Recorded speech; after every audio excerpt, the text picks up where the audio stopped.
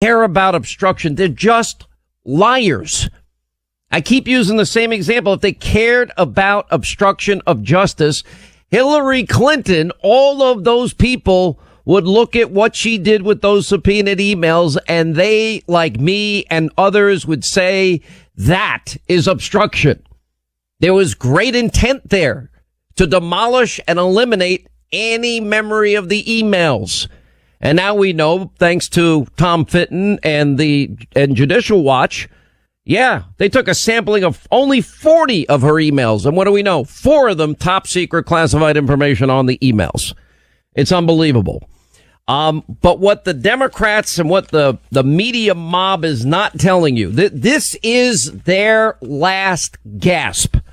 Whatever lines they may pull out of the Mueller report that they are going to fixate and focus on is going to be meaningless in the end, because of everything that they have ignored for 2.5 years is now going to be made public.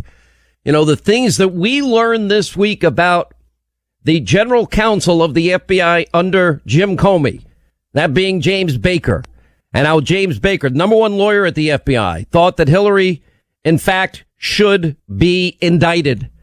It's a clear violation. If you have 4 emails that are marked classified top secret on a secret server, that is a felony, a violation of the Espionage Act. Now, considering we've watched a lot of people get, perp walked, and we've watched a lot of pre-dawn raids, and, early morning with 27 people or whatever showing up, CNN cameras there to capture it all. What was that in the Roger Stone case? We've seen a lot of process crimes that they've gone after. Now, granted, I'm glad, on the one hand, I am glad that one thing about the Mueller report, but we knew it was happening ahead of time. Anyone that listened to Devin Nunes, I've gone back and read his column 2014. I think it was the Washington Times or the Washington Examiner, one or the other. And in that, he warned us. He told us about the hostile regime of Putin and their history of doing the same thing, trying to create chaos in the electoral process of other countries. This is what they do. And he warned the then Obama administration. Nobody seems to really care that it was the Obama administration. And they did nothing to fix it, nothing to prepare for it.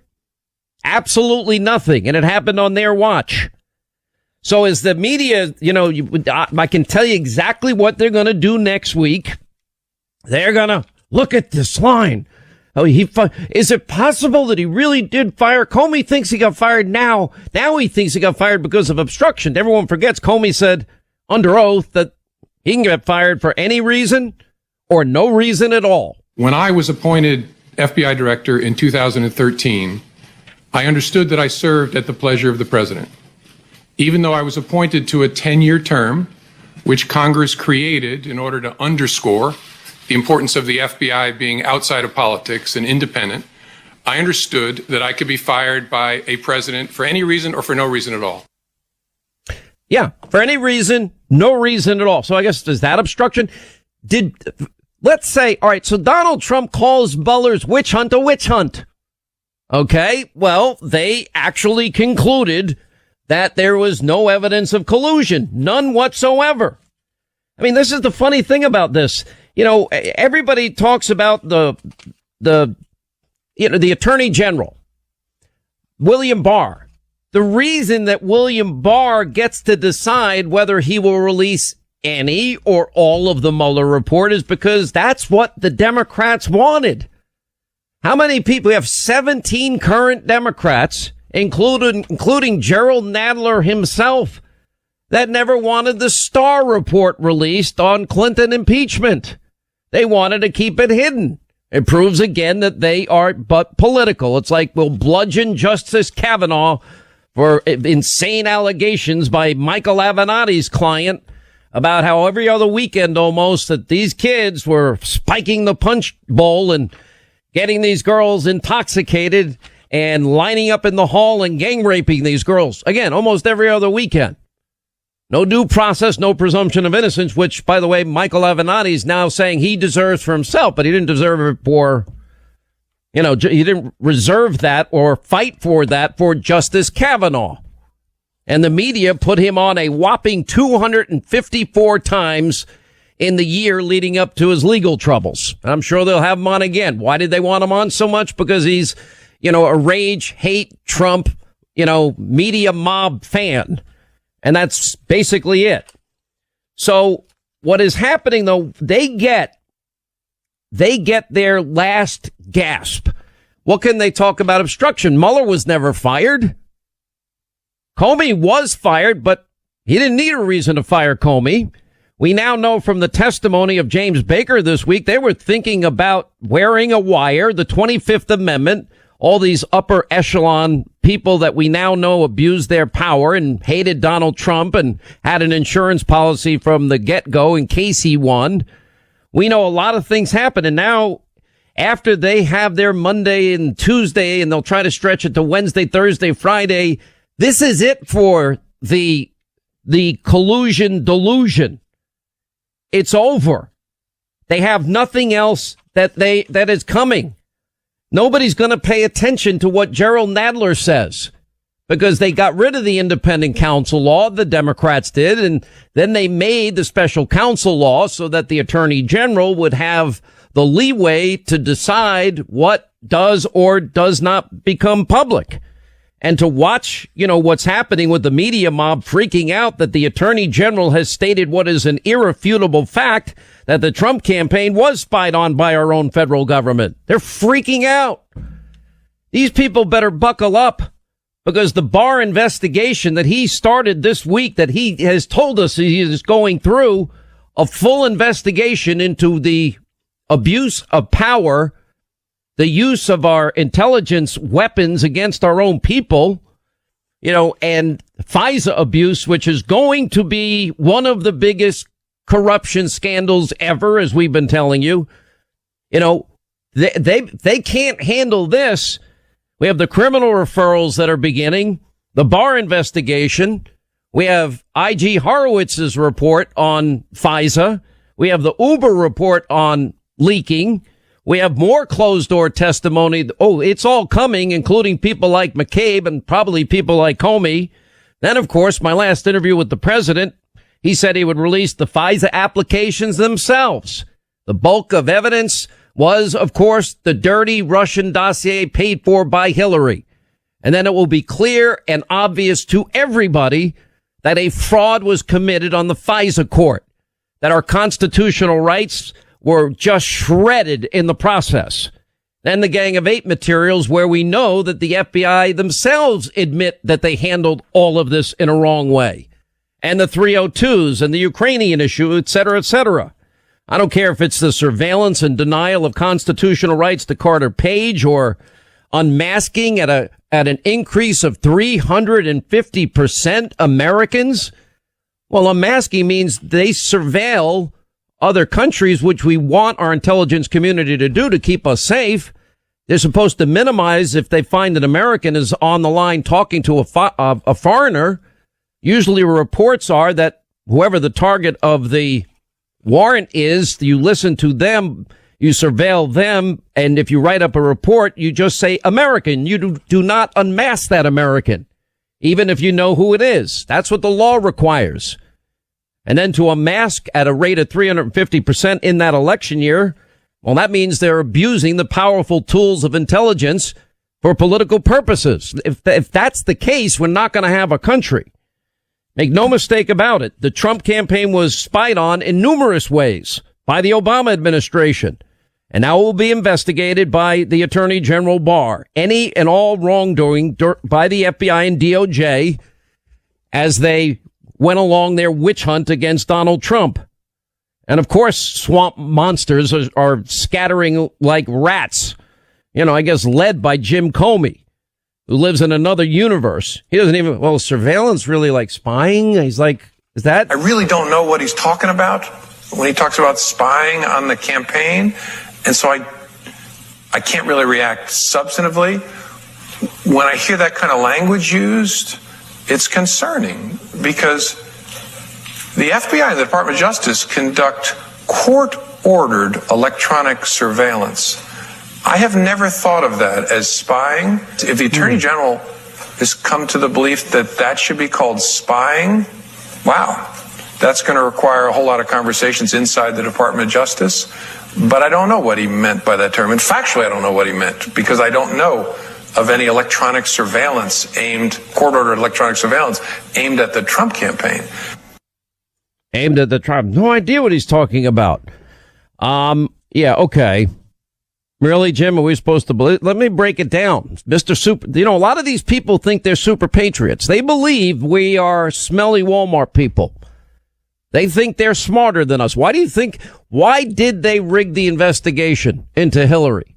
Why did the general counsel say, yeah, the classified top secret private email server in a mom and pop shop bathroom closet's illegal? Because it had all that sensitive information that, by the way, we believe at least 6 foreign intelligence agencies broke into, to the point where, as Judicial Watch in their FOIA request points out, when people became aware of it, they knew sources, methods, and relationships with foreign countries were in jeopardy because of the stupidity of it and the recklessness of it all. And then to cover it all up, it's the biggest case of obstruction we've ever seen in our lives. And on top of that, then we got the whole dossier issue. Remember, it was Rod Rosenstein that said, oh, well, to get a FISA warrant, don't play it, a career law enforcement official must swear that the information is true and accurate. And if it's wrong, that person is going to face consequences. Okay, Jim Comey signed the first FISA warrant. And again, the bulk of information, the dirty, bought and paid for Russian lies of Hillary Clinton, and never verified or corroborated the bulk of that information. And oddly enough, the fourth FISA warrant, the third renewal warrant, was signed by Rod Rosenstein himself. And even its author doesn't stand by it. Christopher Steele doesn't stand by it. I have no idea if any of this is true. No idea whatsoever. The people that are involved in this was an attempted coup. This was an attempt to elect one favored candidate over the hated candidate. The guy that interviews Hillary, allows 2 people in the room with her, interviews her July 2nd. Comey exonerates her on the 5th, even though the evidence is overwhelming and incontrovertible. Oh, if Michael Flynn did it, get the rest of his life in jail. You can't have a dual justice system, one for the Democrats, one for liberals, one for the Clintons, and one for the rest of us. All right, we'll get into all of this. We got a lot to get to today. The media has no idea what's about to hit them. We've been right. They've lied to you and have been wrong and have bought into tinfoil hat conspiracies, and the reckoning is coming. And to those that abuse power, the same. Hey, listen, for all of us that believe in the Second Amendment, the USCCA, you've got to learn about these guys. They help train and protect those of us that are responsible gun owners, people like you and me. And every single day they are giving away a free gun. And it all ends April the 30th, so you still have plenty of time. All you have to do is take out your cell phone, text the word PROTECT to the number 87222, and you enter right away. Up to 17 chances to win. Take out your cell phone, text the word PROTECT, PROTECT, to 87222. And you know what? It all ends at midnight every night. One more gun disappears. Don't put this off. Don't miss your chance. And they also have great information to be a more responsible gun owner, to keep your family and your home and your business safe. The USCCA. Text the word PROTECT to 87222. Quick break. Right back. We'll continue. Looking for fake news? You won't find it here. You're with Sean Hannity on the air now.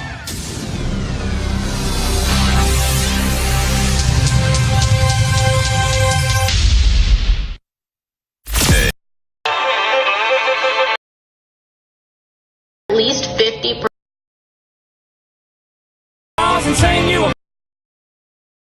All these people on the left, they care about it, which has now gone on for over 2.5 years. This will be the last piece of the puzzle for them. The puzzle will then be complete. And the answer is not what they told you it was going to be. Definitively, they've told you. They have built up false hope. They have told outright lies. They have allowed their rage, their hatred for all things Trump, literally, no pun, trump their common sense. It defied all logic at the time, but they wouldn't allow themselves to see it because they're locked into the prism of waking up, both the media and the Democrats, every second, every hour, every minute of every 24-hour day, of every 7-day week, of every month, of every year now, in hating Donald Trump and all things Donald Trump and hating anybody that likes and supports Donald Trump. Smelly Walmart people, irredeemable deplorables that cling to their God, their Bibles, their guns, and their religion. Because that's what they think of us. You know, I'm really convinced the Comey types, the upper echelon, those that abuse power, those that we will hold accountable. I really believe in their minds they do look down on the American people and think they know better. Think they know what is best for this country.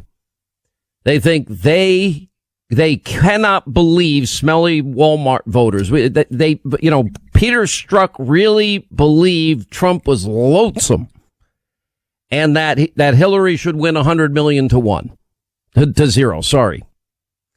They can't get over, even Page and Strzok admitted after the 9-month FBI investigation from July of 2016 through the appointment of Mueller in May of 2017. They cannot believe that they didn't find any evidence. There's no there. They had nothing. Both Page said it and Strzok said it. Thanks to the released closed-door testimony that we've gotten because of the courage of Congressman Doug Collins, who's going to join us at the top of the hour. They can't believe it. They can't wrap their arms around it. The media, if you watch them over the years, it was every day. Okay, gracious. It sounded like hyperventilating. Oh, there's such a blessing to see you, Mr. President. Thank you for taking time out of your day. Oh, gracious God, thank you so much.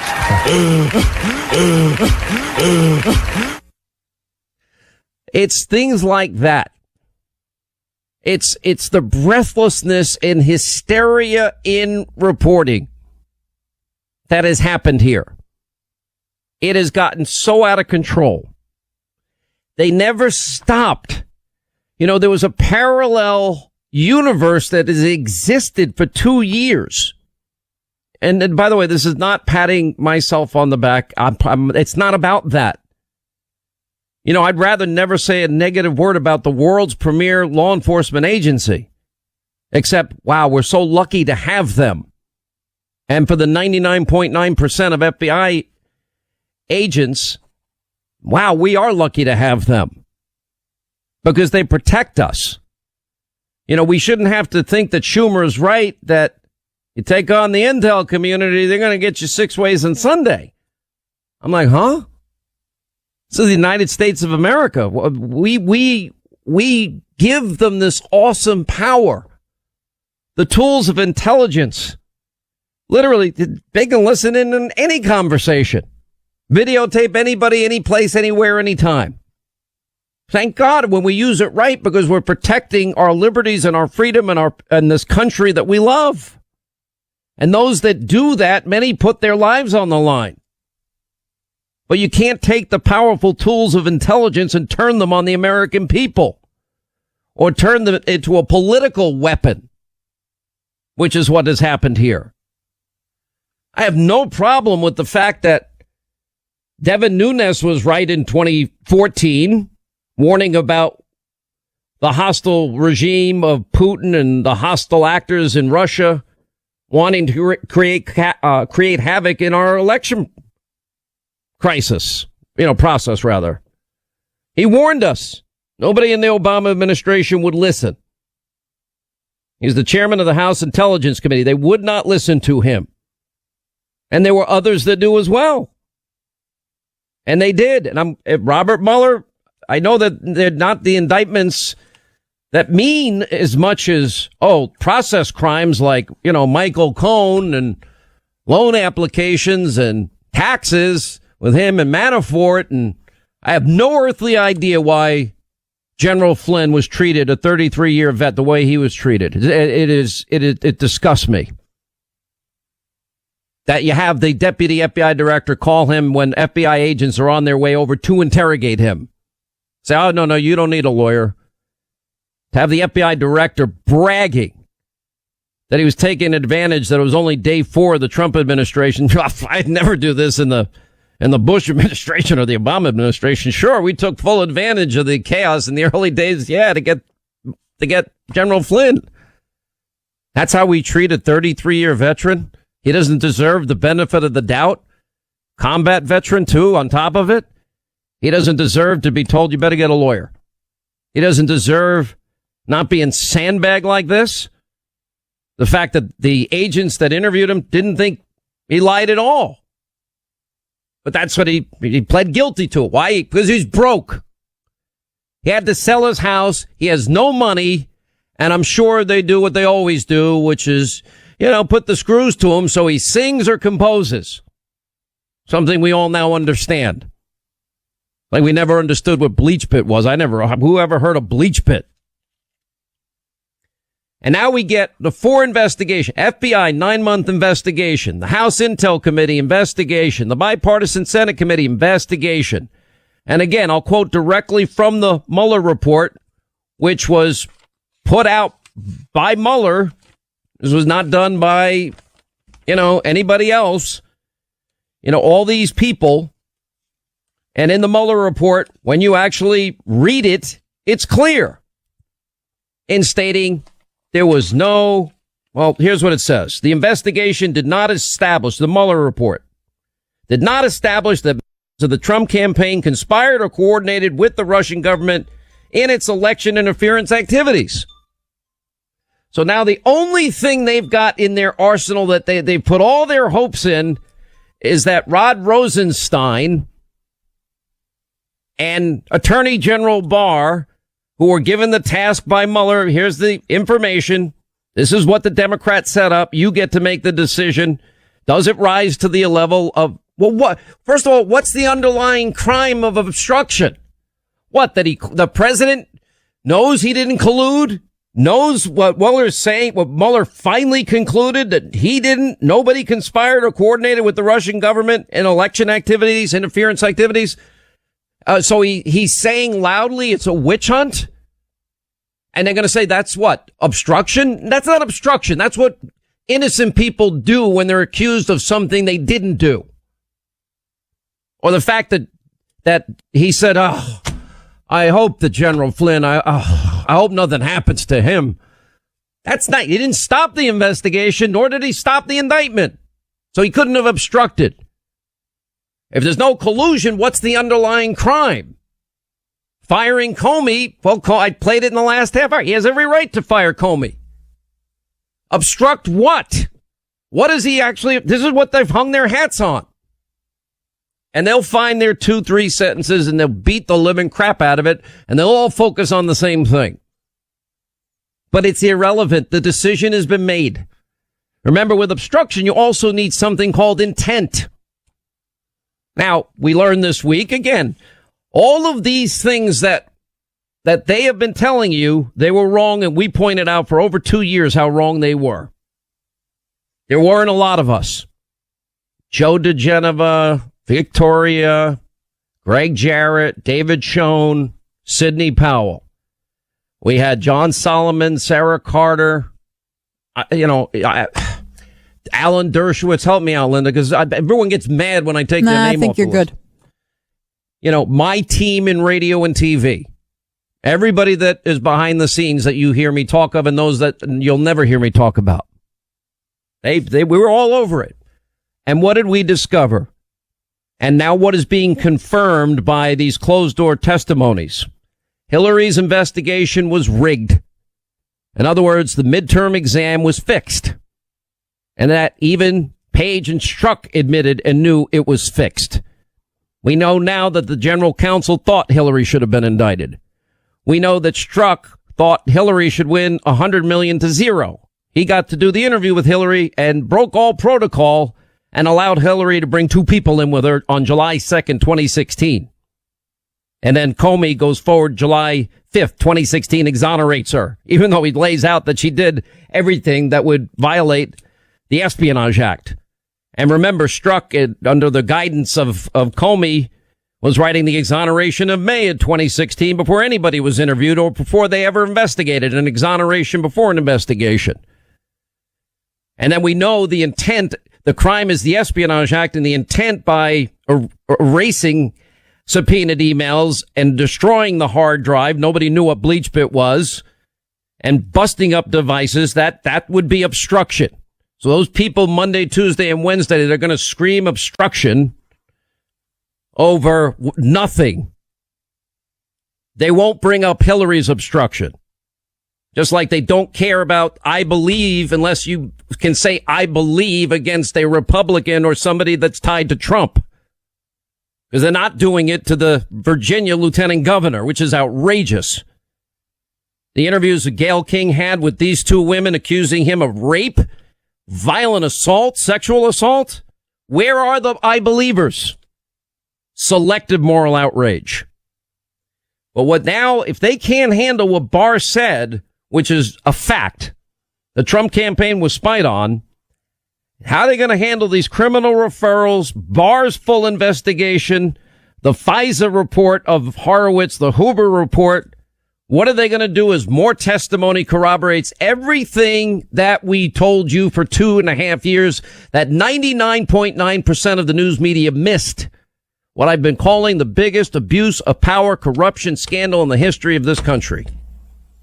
When the FISA applications are released, and yeah, Grassley, Graham, and Nunes are right, the bulk of information is Hillary's bought and paid for Russian dossier. How ironic.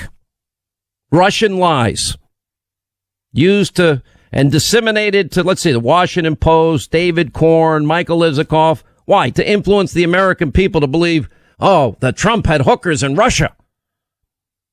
They were urinating on his bed. All of it debunked, and we know it was unverifiable because Christopher Steele doesn't even stand by his own dossier. Then they took away the constitutional rights of Carter Page, and then they got a backdoor into all things Trump campaign and spied on the Trump campaign. Then you have the whole issue of other people that the FBI coordinated with. And I believe at the end of this, we're going to find out the intelligence community used foreign countries to sort of get around the restrictions and laws of this country to do their dirty work for them, which is why these countries like Australia, Great Britain, maybe Italy, they don't want any of this out. They're scared to death because they're going to be exposed as having to coordinate it and work with some, only a few intelligence people here to do things that are not legal here. Then we get the information that way and skirt the law that way. That's all going to come out. It's not about being right. I wish this never happened. I don't ever want to talk badly about the world's premier law enforcement agency in the world or the world's premier intelligence community in the world. I don't. No joy at all. But they tried to take out a sitting president after he was elected with an insurance policy, and they used an opponent's phony dossier with Russian lies to do it. And the media was their willing accomplices in this. And the damage that they have done is tremendous. There's not a lot of them. That's the other thing. Just a few powerful at the top. And if we don't fix it, it's the end of the rule of law in America. We'll have a dual justice system, one for them and one for the rest of us. We won't have equal justice under the law. We won't have equal application of our laws. And we might... to the top lawyer at the FBI before even the FISA warrant. So now you have absolute proof that that wasn't told to the FISA court. So you want your evidence of FISA abuse? There it is right there. A secret warrant was placed on an American citizen during a political campaign And yet the FBI did not tell the court that they were getting this information directly from the opponent of that campaign. And this is really bad stuff. It's very simple. I mean, you just had it's not complicated. People should know it's probably not appropriate for a top lawyer of the Democratic Party to take dirt and give it to the top lawyer at the FBI. All right, what you just heard there was Devin Nunes and, wow, all these criminal referrals. Mark Meadows of North Carolina says that it's going to be a lot more than that. 800-941-SEAN is our toll-free telephone number. One of the reasons we are getting the closed-door testimony of Bruce and Nellie Orr and Peter Strzok and Lisa Page and the McCain aide, and now I think two of the biggest blockbusters we've ever had, which is the general counsel under James Comey, the top lawyer at the FBI, James Baker, and the things that he's been saying is because they have courageously been given to the public by Congressman Doug Collins of Georgia, who joins us now. How are you? I'm good, Sean. How about you? I'm good. Let's go over Baker a little bit, because he thought, as all of us believe that have been on the right side of this, that from the very beginning, and Page and Strzok, the closed-door testimony that you released on them, proves that the investigation into Hillary Clinton and the email server and then subsequent obstruction was real, and he wanted to indict her. And it was... Go ahead. No, go ahead. I want to make it clear, because it gets to be a lot of things out there. And Sean, you've done a great job of blocking this out night after night. But this is something that needs to be had, because everybody wanted to say this would never have gotten charged. Hillary was always in the clear. Nobody ever thought about her being indicted or drug into this. And that's why they were doing this, the process like they were. And this was the Democrats' talking point, Hillary's talking points. But the truth of the matter is, a lawyer who was looking at it objectively there at the department said he had every intention that there was going to something happen, and was actually talked out of it. Now we know through the other transcripts released that this was being pressured from probably the highest up of the Attorney General on down, saying we're not going to handle it in that matter. Well, I think what's really important here is that what the top lawyer at the FBI, James Baker, is saying is that, I think there's an indictment here, but I think it gets even more revealing in the earlier closed-door sessions and the testimony of Lisa Page and Peter Strzok, because they say a couple of things. But on this particular issue, they're like laughing at the fact that everybody knew there would be no indictment of Hillary, that the fix was in, that it was rigged, because unbeknownst to any of us up till this point, you getting out these transcripts, up to that point, we had no idea of the level of involvement of the Attorney General at the time, which was Loretta Lynch. And Strzok and Page are both confirming that everything was being run through her office, and the FBI had no power and no decision making. And they're laughing amongst themselves in the sense, this is going nowhere. They're all Democrats. They're gonna cover this up, and they did. So they knew what was going on.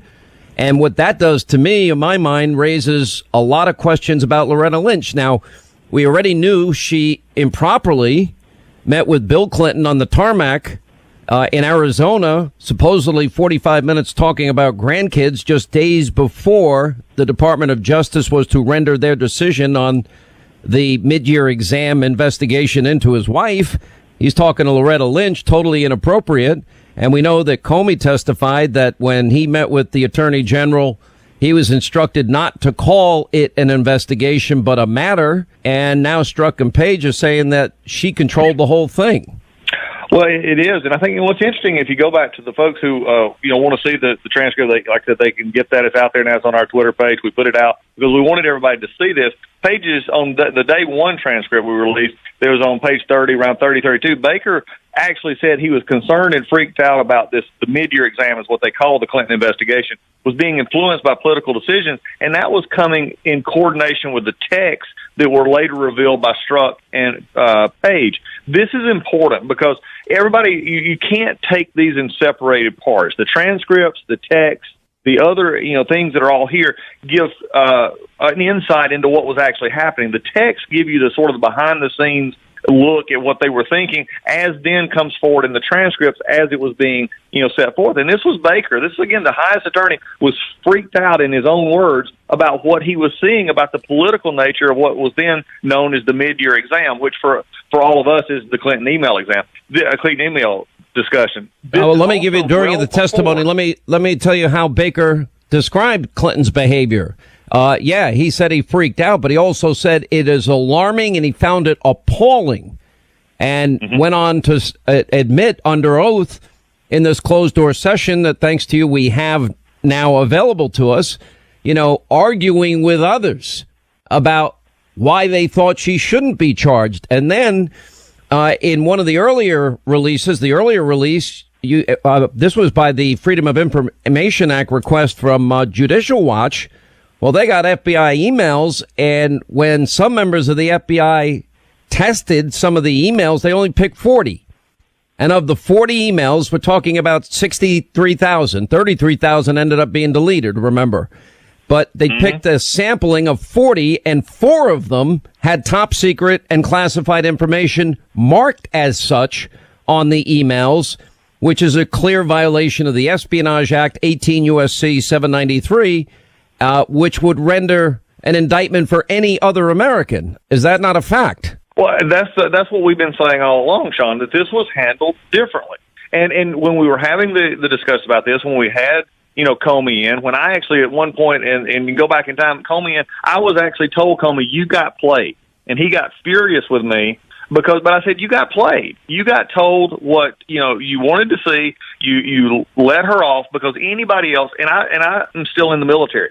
I have to go through this every year on how you handle classified information at the levels that I am. And everybody understands this. So this is what made him a question. This is what made him appalled. It's what should make every American appalled, because these discussions, remember, were happening and taking place before they were ever really even digging in and interviewing witnesses such as Hillary Clinton, which all happened toward the end of this process.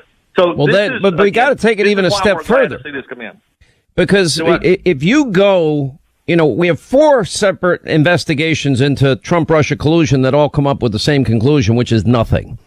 Now, if we stay on this particular issue and the lead up to the exoneration of Hillary and James Comey's press conference on July 5th, 2016, just prior then to an immediate launch, although there's reason to believe it happened much earlier, into, quote, Trump-Russia collusion. But in May of 2016, we know as a fact that Peter Strzok, James Comey's involvement, are beginning to write Hillary's exoneration. This is before they interviewed her, before they interviewed 17 other key witnesses. The person, or one of the people that interviewed Hillary Clinton, was Peter Strzok, but also the FBI doesn't allow other people in the room when you're being interviewed on a criminal investigation. She was allowed 2 people in there, highly unusual. And Strzok, we already know, had a political bias where he had stated that Clinton should win 100 million to 0, and that Trump voters, he could smell them, the smelly Walmart people like me. So that would tell me that investigation was tainted all the way around when they're writing an exoneration before even investigating. Oh, I agree. And one of the interesting, you mentioned the people being in the room. We're not only were there people in the room with Clinton who had been offered, deals here, but they were also key fact witnesses. This was not just people that she was allowed to have. These were fact witnesses that had already been involved in this. So, yes, this is what we're seeing here, and this is why I was, turning the attention to this week and what we've heard from Attorney General Bill Barr, who I cannot, again, we talk about appalling. It's appalling the way the Democrats are treating Attorney General Barr, who's actually done everything he said he would do. He's been factually accurate. He's been completely upfront and done exactly everything he wants to do. I don't care what Chairman Nadler says. He's not allowed to get, and what he wants is 2 different things, because he actually has to go by the regulations and the law. So I'm tired of the Democrats and my chairman twisting that fact, and Bill Barr going back now and saying, I want to see how this started. I want to know what's going on. And remember, we still have the Horowitz internal IG investigation over the FISA issue. There's still Huber out there who's looking into this as well. So I am glad to see, and the American people ought to be happy to see this is happening. That's why we're releasing these transcripts. That's why we're having these conversations. Well, I want to ask you about that one. There was no collusion. But there was none. The FBI determined that. Also, the House Intel Committee, the bipartisan Senate Intel Committee, and of course the Mueller report. You can't be any more clear. All right. We'll come back. We'll continue on the other side of this. Congressman Doug Collins, single-handedly responsible for these closed-door transcripts now being made available to the public, which now is filling in a lot of gaps about the abuse of power and corruption that we have been telling you about. You know, I'm going to tell you something. Without my cup of coffee in the morning, I'm like Linda. I get very cranky. If she doesn't have her green seaweed, kale. Now, he had cast an early voting ballot in Florida and voted in person at the polls in New Hampshire and is admitting to such. Now, this is the third video in a series that Project Veritas has released exposing the faces of voter fraud. Now, you know, as James O'Keefe, who will join us in a second, said, voter fraud is real. The integrity of America's electoral system is being undermined. Election insiders, poll workers, and even voters can help Project Veritas expose double voting, ballot harvesting, and voting by illegal immigrants, which, by the way, is even being advocated by top Democrats now. The ironic thing about all of this is now we actually have an investigation in New Hampshire into Project Veritas. And literally, he got a subpoena when he went to New Hampshire to show the video to state officials. And now James O'Keefe, he was there to testify for an investigation into the operations of Project Veritas. What are they going to? James O'Keefe, by the way, who is the founder of Project Veritas, joins us now. So now you're the target, not the guy that voted twice as the target. Yeah, but Sean, that's typical in my life. They as you rightfully pointed out, the subpoena, which was handed to me by the state officials when I showed them the video, they hadn't even finished watching the video in the lobby of the building in Concord, New Hampshire. The state officials were prepared to give me a subpoena, quote, into the operations of Project Veritas, unquote. And it's kind of created a massive story there in the state. As you said, it's on the front page of the papers. They're saying I'm targeting a guy, targeting a man. This man admitted he voted twice. You played all that audio. The audio you heard was of the man and of his ex-wife, both admitting to what he did. And he also admitted it to the newspaper. And for some reason, Sean, they're coming after me. And this is in our day and age. The powers that be use the legal system to settle political disputes and targets journalists for exposing voter fraud, and they don't want exposed. Well, the thing is, I'm just trying to understand why is there a subpoena against you? Now, I know because of years of showing the work that you do to our audience and telling people about what you're doing. And I know you get a lot of criticism from the media, but it's frankly old style 60 Minutes is what you're doing. And, but they always go after you, the person. Here you have a guy that did something illegal. And listen, by the way, I'm not saying this guy should go to jail. I'm not convicting him. I'm just listening in his own words what he's doing here. I am concerned about the integrity of our elections, about the electoral system in the country. I know New York is now talking about early voting. All these states early voting. To me, they just lends itself to more possible corruption and crime associated with ballot stuffing or whatever other activities some people get involved in. And to have the integrity of our system must be in the forefront of our minds. We want to elect the right people and we want a fair system. So now this conversation, is New Hampshire a one-party record state? I assume it is. Right. That the issue is, Sean, and again, I have no evidence. The subpoena is not specific. It just says into the operations of Project Veritas. I would suspect, Sean, that New Hampshire, as you point out, is a state where you require the consent of both people But there's an exception if you have the camera out in public view, if they can see the camera, right? I mean, news crews interview people all the time in New Hampshire. They interview candidates every day. So when we talked to this man, Robert Bell, we had the camera out in the open. It was a massive television camera that we were using. And you also have to weigh, I think you have to weigh the newsworthiness of what you're reporting. I mean, this is a pretty big story. A guy confesses to committing a felony. It's a felony in New Hampshire. It's a felony in Florida. It's a federal felony. And he confesses it. So you have to weigh what is a compelling public interest. And the bottom line, Sean, is that the powers that be, the people that are in that attorney general's office, the holdovers from a previous Democratic administration in the state, don't want voter fraud exposed. They've come after me a number of times in the past. You know those stories there, and the former governor wanted me prosecuted for exposing voter fraud.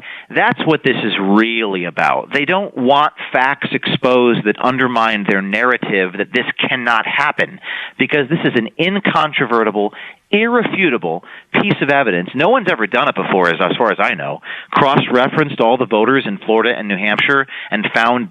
You'll never want to sleep on anything else. Now, right now, you, my listeners, you're going to save 30% and get free shipping when you use the promo code SEAN7, SEAN7, when you go to MyPillow.com. Again, that's promo code SEAN7, SEAN7 at MyPillow.com. All right, glad you're with us, and happy Monday. And write down our toll-free telephone number. Big news week. Got a couple of investigative reports we are going to get to. Great story. Ukrainians are now saying to U.S. prosecutors, why don't you want our evidence? I mean, think of collusion. Evidence of wrongdoing by American Democrats and their allies in the Ukraine, ranging from 2016 election interference, collusion, and obstructing of criminal probes. That would be Joe Biden. I'll get to in a second. You have the head of the Prosecutor General's International Legal Cooperation Department, John Solomon, breaking the story. He'll be with us in a little bit. We're supposed to share information during a working trip with the United States. He said, however, the U.S. ambassador blocked us from obtaining a visa because they were going to give information that would have been damning about collusion and the influence of Ukrainians in the 2016 election. I'm telling it does not matter what the issue is. If it's sexual assault, it doesn't matter unless you're a Republican. You get the Kavanaugh treatment or you get the Lieutenant Governor of Virginia treatment. I mean, it's pretty pathetic. The immigration, it's great in Obama's second term. We're going to build a wall. We're going to fund not if Trump's president. Do they care about the issue? Do they care about Dreamers, DACA? All that was put on the table. They don't care about any of it. I'm watching all of these 2020 candidates. They're all losing their minds. Now their big fixation is investigate the president on his tax returns. That's never going to happen. And if it does happen, every American needs to be scared to death. You want to know why? Because they're going to want to look at your tax returns if you take a political position that you shouldn't. In other words, they're weaponizing the IRS, which is not their first time. When you have Jay Sekulow said this weekend, the White House, they're not turning over the president's tax returns. And by the way, they have no intention of trying to obtain Nancy Pelosi's tax returns from the IRS, despite her past refusal to release them voluntarily. Just like health care. You get Obamacare, lose your doctor, your plan, and pay more, and they keep their health care. They're just a bunch of phonies. I never saw such rank hypocrisy. Where are all the I believers in the case in Virginia? I mean, Pelosi has a minimum net worth of $29.3 million, according to an analysis of Roll Call. They have an estate in San Francisco. Now, outside of the enclave of their gated community, what do we know? That there are people that are homeless all over the place. Feces, they're going to the bathroom in the streets, and needles everywhere. She hasn't done anything to use any of those millions of dollars to help the people in her own district. It's valued between what, $5 million and $25 million, the estate that Pelosi has with a wall. And by the way, description of the property is posted on its architect's website, inspired by a guest house and a Z-shaped pool. Why didn't you let the homeless people down the block go in the Z-shaped pool, whatever a Z-shaped pool is? And the couple also collects, between $5,000, $15,000 in income for the gross sale of grapes at their vineyard. Well, isn't that nice? I wonder what kind of wine they're drinking. You get it's interesting. Adam Schiff, the guy on tape colluding. I won't play it now. Maybe later. He still sees ample evidence of collusion. Now they've moved on, so they're not going to get anything on collusion. But now let's try and get Trump's tax returns. We'll move on to the next issue, the next fixation, the next attack. They don't care about collusion. They don't care about sexual assault. They don't care about people like they say they do. They only care if they can use topics even as serious and significant as, look at the case in Virginia as rape and violent sexual assault. They can't bludgeon Trump or a judge for the Supreme Court or anybody that likes Trump, then why bother? Nadler saying, well, the Mueller report, there could be grounds for impeachment. We don't think it rises to the level. They never want this to end. They never cared about collusion. Never mind that you have to, with obstruction, prove intent. Never mind there's no underlying crime because Mueller was quoted in Barr's letter. No evidence of any collusion of any type. It's so interesting to watch even Obama expressing concerns about this radical move to the left. And he went out there this weekend saying, well, it could end up undercutting allies in the Democratic Party. Is that something? And one of the things I do worry about I'm not worried about what he's worried about. Anyway, and progress. One of the things I worry about is American progressives in the U.S. That's his whole party. He was the first one that went that hard left. Bill Clinton was not that hard left. He tried to be for the first 2 years of his presidency. Then he got a shellacking in the midterm, and Newt Gingrich and Republicans came to power for the first time in 40 years, and he thought better of it. The era of big government's now over. Let's do the end of welfare as we know it. Slick Willie. So, but this is your new modern Democratic Party. I was watching over the weekend. Bernie Sanders wants incarcerated prisoners to vote. Democrats are pushing hard to get rid of the Electoral College. And you're saying, well, why not have the popular vote? Well, if you go back, as we did last week, and you read our framers and our founders, they were very adamant about protecting the states and their rights and not being gobbled up by big cities like, New York, D.C., Los Angeles, San Francisco, or states like New Jersey and Illinois, because they'll decide every election if you're going to move to the popular vote. And let me tell you how that's going to end. That's going to end with states saying, you know what? See you later. And it won't be the United States of America anymore. Why is it that they want prisoners to vote? Why is it they want open borders? Well, I know that there are some, maybe even Republicans and business people, they want cheaper labor. How about putting Americans to work now? How about Americans, if we have openings, and we kind of do right now, for additional workers, sure, but they got to come in legally. They got to be vetted. They got to take care of themselves while they're here. So they want to get rid of the Electoral College. They want to stack the Supreme Court. Prisoners now can vote. They want to knock down any border walls, I guess hoping that anybody that comes into the country that might need government aid is going to love the new Green Deal that will pay you money whether you work or you don't work, or guarantee you health care in New York City under Comrade de Blasio, or, the United Socialist Republic of California under Gavin Newsom, which is offering anybody, legal, illegal, wherever you come from, free health care. My advice is if you get sick, go to California. They don't care. They're offering that as an incentive. Go visit, find a good hospital, maybe USC, maybe UCLA, get your medical treatment and go back home. Gavin says it's free. You don't have to be a resident. You don't even have to be in the country legally. A party that is now clinging to during birth abortions and after birth abortion even. Will deliver the baby, make the baby comfortable, let the mother decide. Why do they want to stack the Supreme Court? Because what they could never win at the ballot box, what they could never get done legislatively, they want the courts to do. Of course, if you're going to stack the Supreme Court, it would be stacked during when a Democrat's president. Do you ever think you'd hear for the first time, because of Donald Trump's policies, America's energy independent? How cool is that? Why is that cool? Well, it's good, number one, because the energy sector pays a lot of money. I mean, the numbers of jobs we will ultimately create when we start drilling in Anwar, which has now been opened up, when we get the Keystone and the Dakota pipelines online, and those are finished, and now we're producing even more. We are the biggest oil gas producing country in the world. Okay, so you got truck drivers that are making $100,000 and they'll teach you how to drive the truck.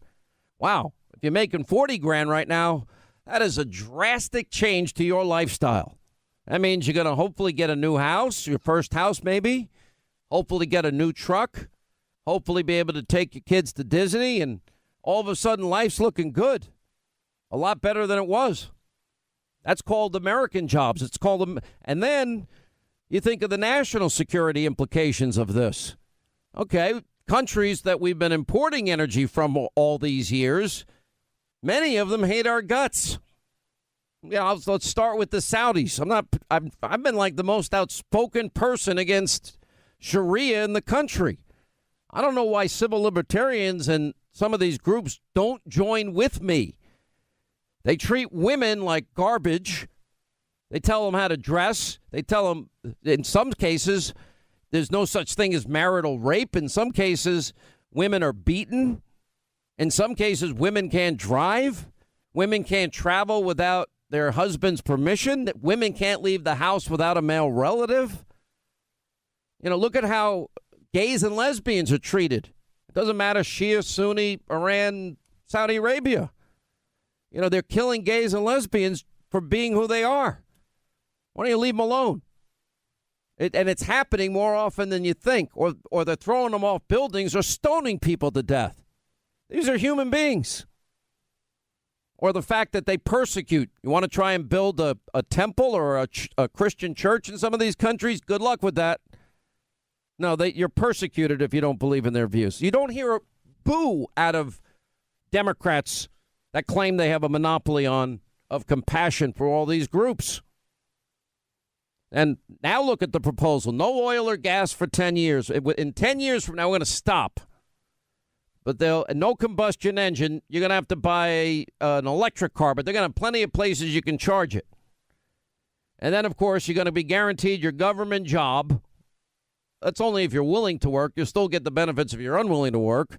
Your government Medicare for all, but you don't get any choices of private insurance. You will take what they give you, and it will fail. Guaranteed. Then we're going to end up like the health system even in Great Britain. Oh, the life expectancy for somebody like yourself, ma'am, is, well, you've already passed your life expectancy. You're not eligible for a hip replacement or a knee replacement. Well, what if that person's about to live 20 more years? And that's what happens. We'll get rid of the combustion engine. Great. We're going to get guaranteed government jobs, guaranteed healthy food, guaranteed vacations, guaranteed health care, guaranteed retirement. We're going to, and the goal is as soon as we can to eliminate cows and airplanes too. And we're going to build high-speed rail.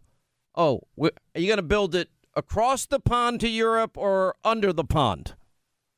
How are you going to get that to Asia? I'm just curious. Where's that going to be built? How are we going to get to New Zealand and Australia?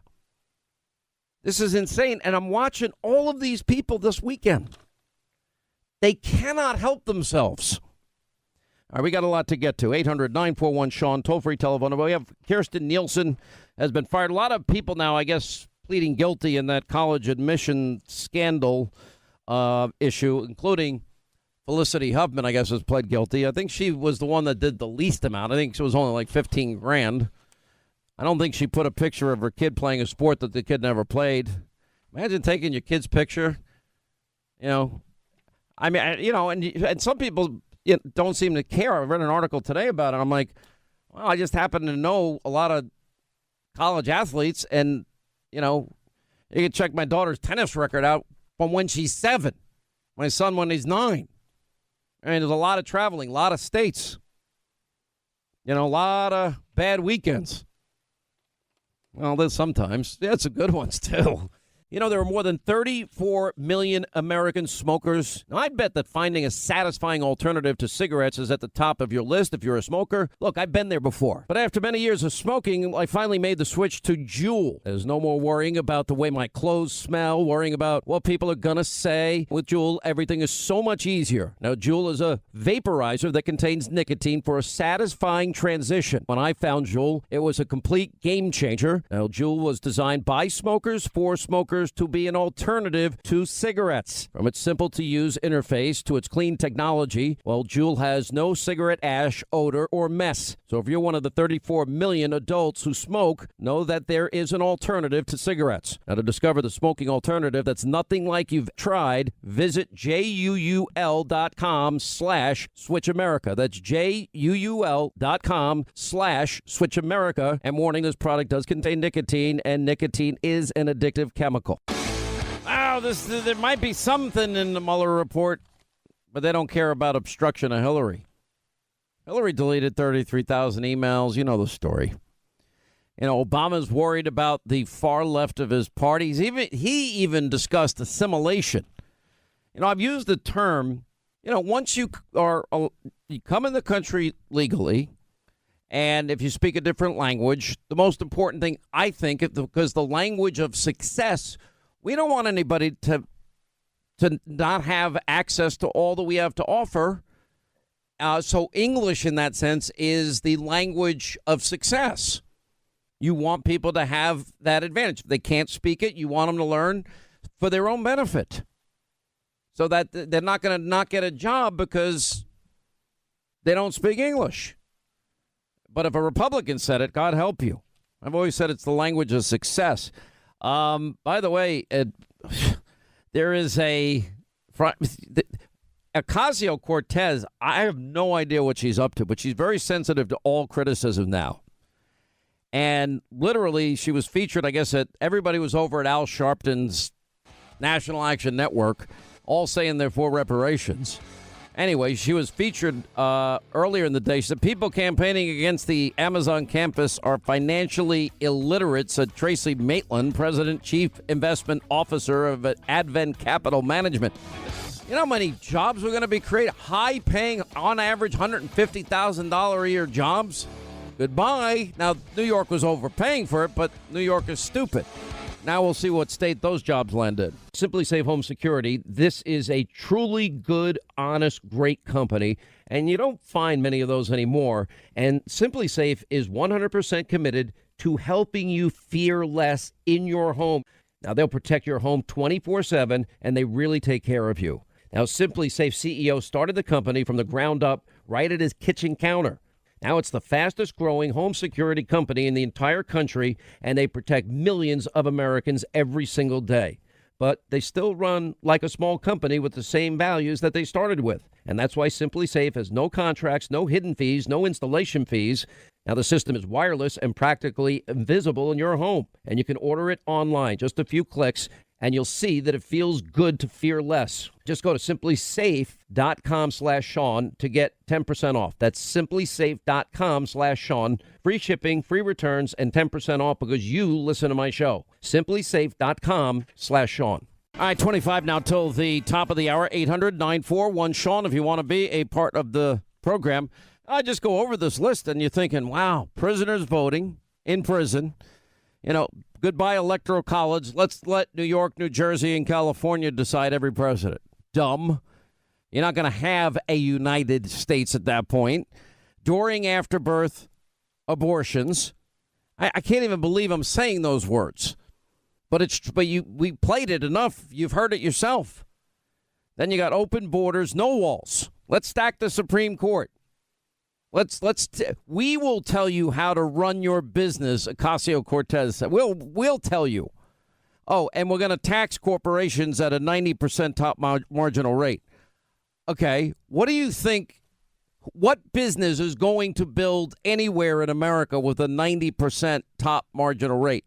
Nobody. And people are in business to make a profit.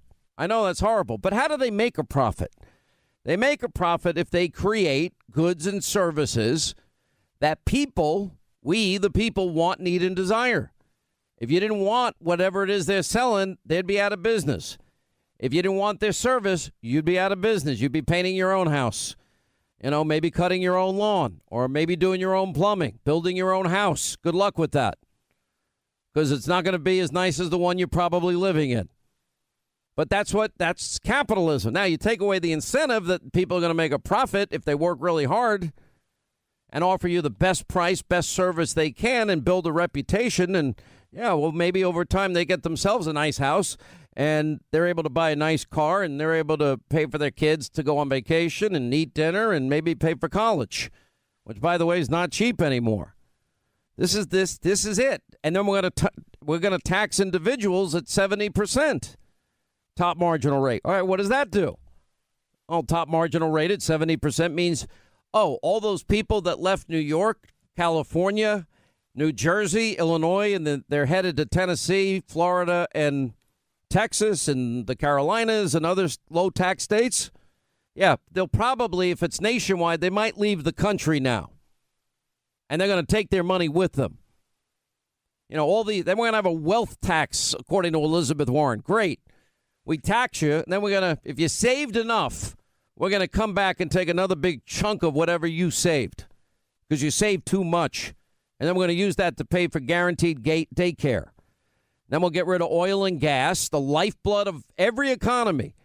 You think about, you want to stop Putin? You really want Russia, the hostile regime, Putin, a hostile actor? You really want to bring Russia to its knees? I'll tell you how to do it. It's not that hard. Well, we've got more energy resources in this country than all these other countries combined. Right now, when Merkel made this, $billion+ deal with Putin on energy, I'm like, what? Why are we allowing that to happen? We do need to figure out a way, because obviously geography comes into, and more proximity than anything else. How do we get our natural gas, how do we get our oil to our European allies, and how do we undercut Putin? You know what? Guess what? We start doing that, and he gets weakened dramatically. That's the lifeblood of their entire economy. And that's selling it. What if he decides, knowing he's kind of unstable, knowing all he wants to do, he's not a reliable ally to anybody, except maybe Iran and Syria.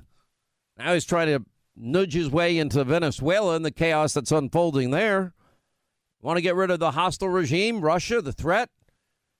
Undercut their price. Take over the market. We won't have to be begging countries in the Middle East anymore. By the way, huge important election in Israel. If you're there, you have people that you know there, vote Likud. I know there are a lot of other, quote, conservative far-right parties, but Likud is the vote. I mean, we've never had better relations with the United States and Israel under, Bibi was a lone voice of moral clarity on the world stage. He is single-handedly confronted radical Islam, and his country has been under fire, and he's done an amazing job. But they indicted him for taking a box of cigars. It's the most ridiculous thing I've ever seen, most blatantly political thing I've ever seen done. Sort of like the witch hunt. Then we're going to have no gas. We'll get rid of the combustion engine. Do you like your car? Maybe. I have a buddy of mine. Actually, I have a lot of friends of mine. They love sports cars. Now, some of them like classic sports cars. One friend of mine loves this, 96 or 7 Ferrari thing. I don't know what it is. And he goes, no, all you got to do is drive it. You're going to love it. I drive it. I said, it's nice.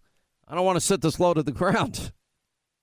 And then another friend of mine has one of those Porsche sports car things. The Carrera, I guess they call it, yeah. He's like, you got to drive it. Okay, I'll drive it. Don't you want one? No, not really. I really don't want one. It's not my thing. So, but you could say goodbye. I mean, unless they come up with electric versions of them. You know, my favorite car my dream car growing up was always a Chevy Chevelle Super Sport. They come in different models. There was a square model and the more rounded model. And it comes in a convertible, too. They don't make enough convertibles today. I know they have the sunroof, moonroof, whatever they call the stupid thing. And, but I don't even open it. So why would I put air conditioning on? Is put in the temperature you want, hit on. And, but we're going to get rid of the combustion engine. We'll have a government paid for job, vacation, everything else. I mean, they've gone nuts. They want to fundamentally transform this country, and they're willing to have open borders to do it, regardless. Doesn't matter how many criminal alien immigrants come in with the population that wants a better life. Doesn't matter the burden, the cost of the American people for health care and education in the criminal justice system. Forget about angel moms and dads. I mean, they're attacking Kirstjen Nielsen for, she will never live down that she is the one that put children in cages. No, it was actually under hers and Trump's watch that it got stopped. Notice Nancy Pelosi and company never wanted to meet with angel moms and dads, the ones that have permanent separation, in part because of, sanctuary policies like the state of California, the city of San Francisco. I mean, what are the Democrats? They said that they're going to, I guess it was Elizabeth Warren say, well, we can't just run anti-Trump. Okay, they say that, but then all they now want is tax returns. They're never getting his tax returns. You don't get to use the IRS to bludgeon a political opponent. You don't. Now, if you want to change the law, go ahead. But you're not going to get him just because Gerald Nadler thinks that he can subpoena the president's tax returns. It's not going to happen. But that's where their head is. It's not about creating jobs or an economic opportunity in the country. Well, Trump's done all that alone, basically. They haven't helped. Ending burdensome regulations, securing our borders, keeping his promises, checking them off the list. By the way, Don Lemon says the right is obsessed with Ocasio-Cortez. Not really. Ocasio-Cortez is very angry that people thought that she was using an accent at Al Sharpton's National Action Network conference. This has come up before with, I don't feel no ways tired. And Al Gore, a Republican is wrong for African Americans. I mean, it's just horrible. And the glory of the Lord shall be revealed. Stand with me for the economic empowerment that is the next great civil rights frontier. And the glory of the Lord shall be revealed. Don't tell me we live in a colorblind society.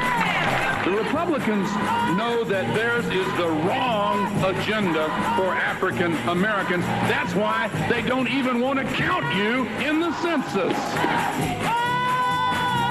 But then Hillary does the same thing, and she did it again recently. I mean, for whatever before predominantly African American voices of audiences, their voices change. I don't feel no ways tired. I come too far from where I started from. I haven't heard the audio of Ocasio-Cortez, and she is saying, as much as the right wing wants to distort and deflect, I'm from the Bronx, and I act and I talk like it when I'm fired up. Especially when I'm home, she said in a tweet, it's so hurtful to see how every aspect of my life is weaponized against me and complain yet somehow asserted as false at the same time. I'm a proud bartender. By the way, I have that in common. I was a really good bartender. I had to move when I was a bartender. Made a lot of money moving really fast. But let me play it. I haven't heard it yet. Jason, do you have? You have to find it? Okay. She got mad at the Daily Wire. That actually said she might have broken laws. That's a problem. You got Stacey Abrams saying the Georgia fetal heartbeat bill is evil. You can sense a heartbeat. The thinking in Georgia is, well, maybe a heartbeat reflects real life and it ought to be protected. She says it's evil. I told you about the tax issue. Then you've got Democrats want Fox News to answer for why they didn't run the story about Stormy. And I've watched this back and forth with this, and there was a Mediaite article by the guy who was one of the editors at the time. He said, I'm not going before any House committee. I'm a member of the press. You don't get to question why I make an editorial decision. And I don't think any member of the press should be questioned. They don't get to tell you what stories you can and cannot write. I mean, it's absolutely ridiculous. Anyway, I'm going to watch that one. Yeah, let's play Ocasio. I'm proud to be a bartender. Ain't nothing wrong with that. That doesn't sound bad to me. Doesn't sound bad. I didn't get that. That's the first time I heard it, but everyone's making a big deal. I don't blame her for being mad. I'm proud to be a bartender too. I think one of the best things that ever happened in my life is 20 years of real work. It keeps you grounded. I've said many times, I don't think fame is healthy at all. And nobody wants to hear that. So you got this new, I don't even know who this person is that the media is going all crazy about. This Buddha judge, I guess he's the mayor in South Bend, Indiana. He's going after Mike Pence. And then you got an MSNBC, I don't know, somebody there saying that he represents, is seen as a real threat to Kamala Harris and other diverse candidates seeking the Democratic presidential nomination because he's coming under attack by the mainstream media's diversity crowd or whatever. But there was a whole segment, I guess, on MSNBC decrying what was being framed as an excessive attention to the Bidens, the Bernies, the Betos, and the Buddha judge. Did I say his name right? I don't know a whole lot about him except he's 37, mayor of South Bend, and he's running for president as a Democratic candidate. Okay, when he gets, some notoriety, maybe we'll pay attention to him. Biden, by the way, is in trouble in Iowa. Emerson poll, Iowa voters, Biden's neck and neck with Bernie. Bernie now seems to have prevailed as the front runner in this race. And there's a great article by Byron York. Face it, Biden and Bernie are too old to be president.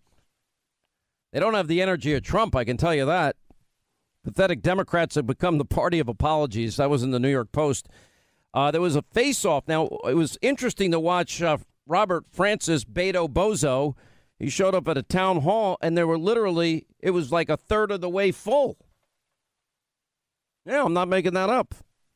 Want to remind you, too, if you're an unhappy timeshare owner, you went on a vacation, you're having the time of your life, somebody says you can duplicate this every year for the rest of your life, and then you never end up going back. And then you realize there are other nice places I could go to, and I could better use that money. But every year you got to pay the maintenance fees and whatever other fees associated with it. You wish you never did it. Well, there's a way out thanks to my friends at Lone Star Transfer, Brian and Karen. They run a family-owned business. They will make sure that your experience is a pleasant one. They will get you out of your timeshare legally, ethically, and quickly. I have an A+ rating with the Better Business Bureau, and this is what they do. Don't let another year go by and you're paying all this money for a timeshare you're never going to use. Now, 2 ways to get them. Online at LoneStarTransfer.com, all right? Or give my friends a call, no obligation. Call pound 250 on your mobile, keyword timeshare. Just hit pound 250 on your mobile phone, say the keyword timeshare, or just go to LoneStarTransfer.com. By the way, do you now believe that it's a crisis at the border? Does everybody now believe? Does anyone have any doubt watching the biggest caravan to date headed right to the U.S.? Even Obama is saying you better stop with the identity politics. I'm worried about the progressives in my own party. Now, one of the biggest problems we have is the system now is so overwhelmed that people can just come in, claim asylum. They get a court date down the road, but we know that 95% of them are never going to show up for their court date. So now it's become, oh, okay, it's you get across the border, you're basically in unless you get caught. And if it's a sanctuary city or state, you commit a crime, you get out of jail, they'll aid and abet you to commit more crimes. All right, we got Newt Gingrich coming up, and John Solomon, breaking news on Ukrainian officials trying to influence the 2016 election next. I think what we're talking about here is the difference between conduct that rises to the level of criminality and conduct that is deeply unethical, unpatriotic, and corrupt that may not be criminal. And I think you saw from Mr. Mulvaney on your show last week, and indeed we see from Mr. Nunes and Mr. McCarthy, an attitude that ethics don't matter. If there's no crime, there's no foul. And I think if we get to that point in this country, then we are in a very desperate situation. But there was, in plain sight, open collusion with the Russians. When the president's son and campaign manager and son-in-law go to a meeting with the Russians to receive, quote, dirt on Hillary as part of the Russian government's attempt to help the Trump campaign, and that was in the email inviting them to the meeting. They go to the meeting. They say, we want that information. That is collusion. Whether it's criminal conspiracy is another question. Right. As of right now, this may not be all of them, but this cleans up quite a bit. We have 8 referrals that we're prepared to send over to the Attorney General this week. So I would say that, first of all of these are classified or sensitive, and so because a lot of them could contain sensitive or classified information. 5 of them are what I would call straight up referrals. So just referrals that name someone and name the specific crimes. Those crimes are lying to Congress, misleading Congress, leaking classified information. So 5 of them are those types. There are 3 that I think are more complicated. So you mentioned conspiracy. So the question on conspiracy is what, there's the conspiracy statute, and then what do they need to look at under that statute? All right, glad you're with us. Hour 2, Sean Hannity Show. Write down our toll-free telephone number. It's 800-941-SEAN. You want to be a part of this program. First, of course, you're hearing from the cowardly Schiff and Nadler. I mean, these guys it's not a matter of criminal. It's bad. It's still bad. No matter what it is, it's bad. We don't know what it is, but if there's no underlying crime, you just throw out the words unpatriotic. We know the meeting was at Trump Tower about the Magnitsky Act. That's what we know. And we know that everybody thought it was a colossal waste of time. And we know that Fusion GPS met both before and afterwards with the Russian woman who went in there under false pretenses anyway. But nobody seemed to care. There was a Russian dossier. I mean, it's just like, for example, Democrats are open. Well, Barr and Rosenstein, they decided that there's no obstruction. Mueller didn't make a decision on that. He just presented the facts to the Department of Justice, which, by the way, is what the Democrats wanted after the Clinton impeachment. Put that aside. Do Democrats really care about obstruction of justice when none of them ever talk about, deleting subpoenaed emails, 33,000 of them, acid washing your hard drive with bleach bit, busting up your devices with hammers and removing SIM cards? It's not about that. It's just like they don't care about the issue of women and potential sexual assault. Otherwise, what they were doing to Justice Kavanaugh, they would now be doing to the Virginia lieutenant governor. And that none of that is happening. If they cared about walls and dreamers and DACA and furloughed employees like they did in the second term of Obama, they would have been out there supporting President Trump. But they don't want that either. So we have a great hypocrisy. Now, another question is, now that we know an FBI investigation has shown this, 2 congressional investigations, the House Intel Committee, bipartisan Senate committee, and now the Mueller report have unequivocally said no Russia collusion, no evidence of collusion. And it's gone on these tinfoil hat conspiracy theories, all these anonymous sources. None of it turns out to be true. First thing I would say is, why weren't you interested in the phony Clinton bought and paid for Russian dossier that we know was used to bludgeon the Trump campaign to influence the outcome of the 2016 election? All of this is now coming home.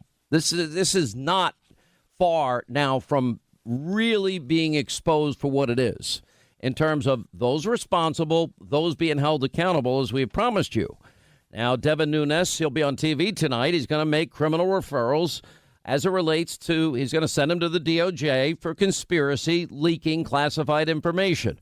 It only matters, I guess, to the left if General Flynn does that, or if Michael Cohen lies to Congress, or General Flynn lies to the FBI, even though they didn't think he lied. So that is coming this week. Now, here's another example. Now, do they really care about the outside influence of the bad actor Putin and the hostile regime Russia? Because John Solomon now has taken his article about real evidence of the Ukrainians trying to influence the election. The headline of his new piece and his investigative report in The Hill, thehill.com, is Ukrainian to U.S. prosecutors. Why don't you want our evidence on Democrats? John Solomon joins us now with all the details on this. How are you, sir? I'm doing well. All right, so I think there's a huge double standard as it relates to obstruction, huge double standard as it relates to allegations of sexual assault, same with building border walls, but also as it relates to collusion. It is so amazing. I was listening to Adam Schiff's interview on Sunday, and his whole collusion theory has collapsed now to the Tower meeting. And let's just think about the Tower meeting and what we know the Democrats did. In the Tower meeting, an unsolicited meeting that came in over the transom. They met with the woman, never followed up with her. She said she had dirt on Hillary Clinton. They never got it. The Democrats hired a foreigner, Christopher Steele, and paid him to go meet with foreigners, including a Russian intelligence agent, to affirmatively find dirt on Donald Trump. That's a proactive action as opposed to the passive action. There's far more evidence of collusion on the Democrat side than what now the Democrats are claiming on the Russia side, now that all of this, and the Republican side, now that it has all collapsed. Here's what we know about Ukraine. It's so important to focus on what the Ukrainians are actually saying. They are saying they have a videotape of the head of their FBI, the NABU, admitting he tried to influence the election to help Hillary Clinton win by leaking some documents on Paul Manafort. They have affidavits from two senior government officials admitting that they worked in concert to try to help Hillary Clinton win the election. They have $3 million changing hands in 2015 and 16 to Joe Biden's son. They have correspondence showing both the State Department and the U.S. Embassy in Kiev were interfering or applying pressure to stop Ukrainian authorities from pursuing some of these allegations. And this is the new one that I have today. There are contacts between Democratic figures in Washington and Ukrainian government officials, some of those through the embassy in Washington, that were designed to pass along dirt on Donald Trump. That's a lot of collusion, a lot more than what Bob Mueller found on the Russia Republican side. Well, I mean, this is all out here and now available for everybody to see. And I think the details of your article are pretty stunning. And I think that, when you have Ukrainian to U.S. prosecutors, why don't you want our evidence? Yeah. I think it's pretty clear. Let's say that they do get the evidence. I mean, where are they going to hand it over to the Attorney General or? That's a great question. They've tried to do that. So starting last fall, the Ukrainians sought a visa from the U.S. Embassy in Kiev to come here, and the prosecutors were not granted their visa. They weren't rejected. They just weren't given it, which meant they couldn't travel and deliver the information directly. So then they hired an intermediary, a former U.S. attorney who worked in the George W. Bush administration, to go to the Southern District of New York, same place where the Michael Cohen investigation is currently wrapping up. And he brought an entire document of here are the allegations that they have and the evidence they could provide. Would you be interested? They delivered that last October, never heard back. More recently, the Ukrainians talked to Rudy Giuliani, the president's attorney. He was in Ukraine because he has his own concerns as a member of the Trump legal team about what was going on there and whether Ukraine dug up some of the bogus dirt on Donald Trump. And he's told the same thing again, that there's a lot of evidence over here. For some reason, the Trump DOJ doesn't seem to be interested in it. So 3 overtures in less than 6 months, and yet none of this evidence has yet to change hands. And I think either someone in Congress is going to have to go over to Ukraine, or or the new Attorney General has to get briefed on this and make a phone call to his counterpart, Mr. Lusenko, who is more than glad to talk to me on the record and give me the evidence and see if they can have a conversation between two attorneys general.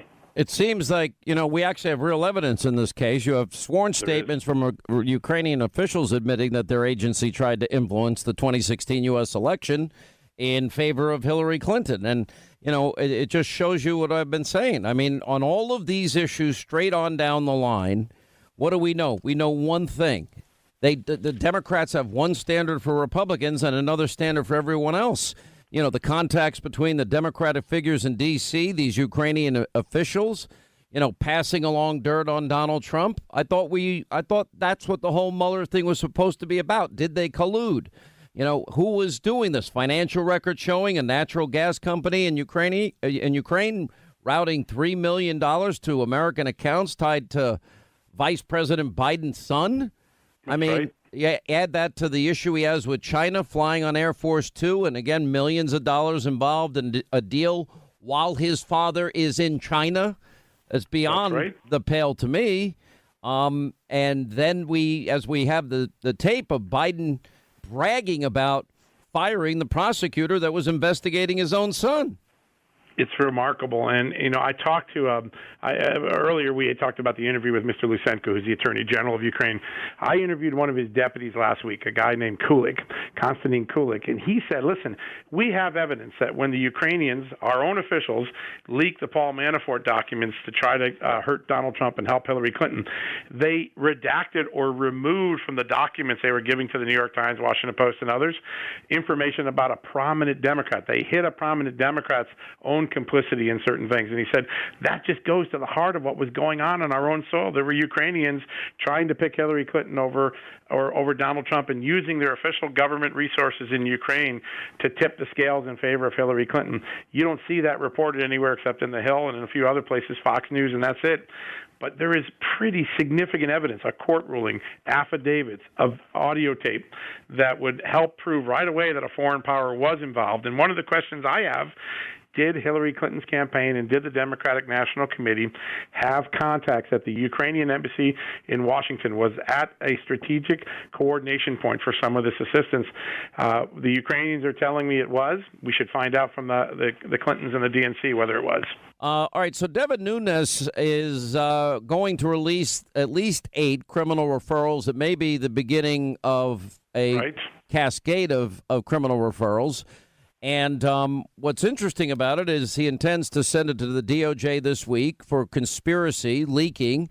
A lot of this, too. A lot of people seem to have forgotten that Michael Horowitz is still investigating the FISA court and the dossier issue. And I don't know what John Hubert's doing. What do you know? I can't find any sense. I wonder if he's in the witness protection program. Can't find any evidence he's been really doing any major investigative work on this. Well, I mean, the evidence is overwhelming and incontrovertible on FISA. I mean, we have the bulk of the